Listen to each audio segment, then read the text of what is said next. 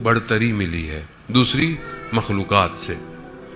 اب اگر انسان بہرحال ان فضیلتوں کو دیکھے تو اس کو اپنے وجود میں یہ چیزیں نظر آتی ہیں، اور یہ چیزیں فطری ہیں، یعنی نیچرل ہے۔ یہ آپ چیزوں کو انسان ماحول اس سے چیزوں کو دور کر سکتا ہے، لیکن اس کے فطرت سے چیزیں دور نہیں ہو سکتی۔ مثال کے طور پر نمک جو ہے اس کی فطرت کیا ہے کہ اس کے اندر وہ ترشی، وہ نمکین پن پایا جاتا ہے۔ آپ نمک ہو اور اس میں نمکین نہ ہو تو آپ یہ نہیں کہیں گے کہ نمک ہے، آپ کہیں گے کچھ اور ہے، نمک نہیں ہے۔ پانی ہو لیکن وہ تر نہ کر سکے، گیلا نہ کر سکے، تو آپ یہ نہیں بولو گے کہ یہ پانی ہے، آپ بولو گے کوئی اور مادہ ہے، کوئی اور چیز ہے۔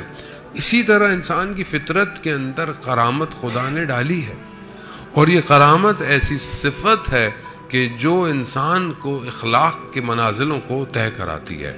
اگر یہ کرامت نہ ہو، خود مولا کائنات حضرت علی ابن ابی طالب علیہ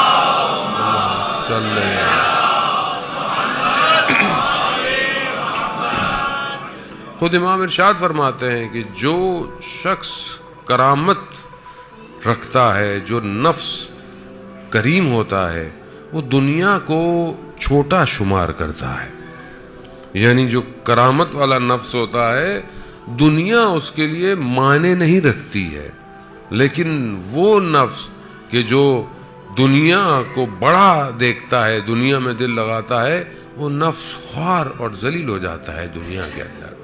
اب یہ انسان کے وجود کے اندر کرم ہونا کہ انسان جو ہے وہ دیکھے، آئیں اہل بیت علیہ السلام کے دروازے پر کہ وہ کس طرح اس فضیلت سے لبریز ہیں۔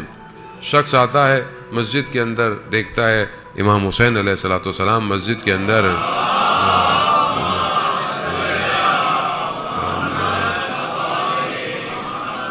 امام کو مسجد میں دیکھتا ہے، امام سے سوال کرتا ہے، سائل ہے، امام کمبر کو بلاتے ہیں، پوچھتے ہیں کہ ہمارے پاس خزانے میں یا ہمارے پاس کتنے پیسے ہیں؟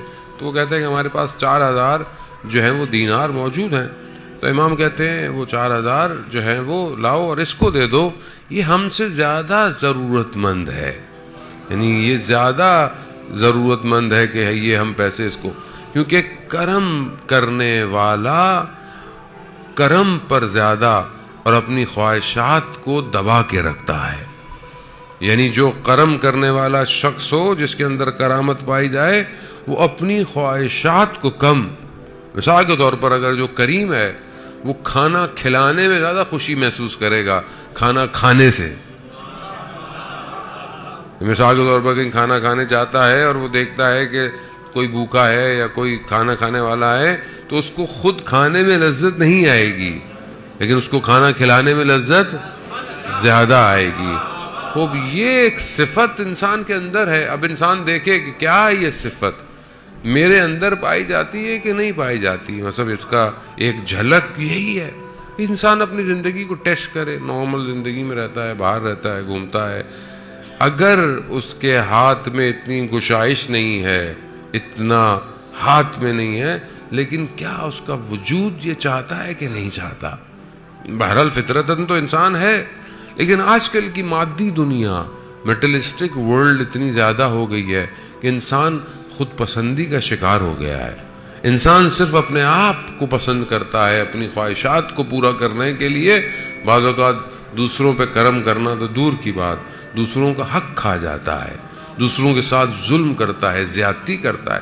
تو کیا ایسے شخص کے اندر یہ صفت تھی؟ نہیں، یہ صفت سب کے اندر تھی، لیکن ماحول نے اس کو اتنا آلودہ کر دیا کہ اس کے نزدیک جو ہے وہ قیامت کم اور دنیا زیادہ جلوے کرنے لگ گئی۔ مثال کے طور پر ایک شخص ہے، اپنی فیملی میں ہے، اپنے اطراف میں ہے، اپنے پڑوسیوں میں ہے، چیزوں کو دیکھتا ہے، مشکلات کو دیکھتا ہے، تو وہ کوشش کرتا ہے کہ وہ اپنے اطراف کو بہتر کرے۔ اب یہ کرامت ہے اس کے اندر پائی جاتی ہے، اور یہ صفت بہت وسیع ہے، یہ صفت پھیلتی جاتی ہے۔ پھر پہلی چیز جب یہ صفت انسان کے وجود میں آئے تو وہ اس کے اندر احترام پیدا کرتی ہے۔ کس کا؟ دوسروں کا احترام۔ کریم شخص دوسروں کا احترام کرتا ہے، یہ نہیں دیکھتا کہ چھوٹا ہے، بڑا ہے، امیر ہے، غریب ہے مجھے نہیں دیکھتا، اس کے وجود میں احترام پایا جاتا ہے۔ اب آپ دیکھیں کہ یہ کرامت سب سے زیادہ ظاہر ہے اہل بیت سے بڑھ کر کس کے پاس جو ہے وہ کرامت پائی جائے گی۔